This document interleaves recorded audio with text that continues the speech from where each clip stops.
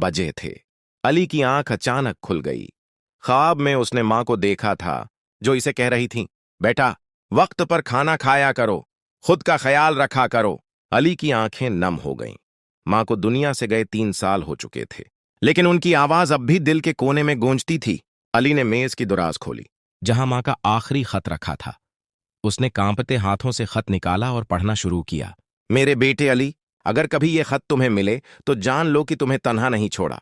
मैंने तुम्हारे लिए कुछ पैसे रखे हैं ताकि तुम पढ़ सको, आगे बढ़ सको और अपना ख्वाब पूरा कर सको।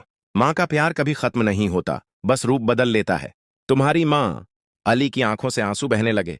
वो जान गया कि दुनिया में कोई रिश्ता मां जैसा नहीं, जो अपनी मौत के बाद भी बेटे का ख्याल रखे। उस दिन अली ने फैसला किया, वो कामयाब होगा, लेकिन सिर्फ अपने लिए नहीं, अपनी मां के ख्वाब के लिए भी। मां की दुआएं कभी जाए नहीं जाती। वो हमारी जिंदगी के हर मोड़ पर हमारे साथ होती हैं, चाहे हम उन्हें देख न सकें।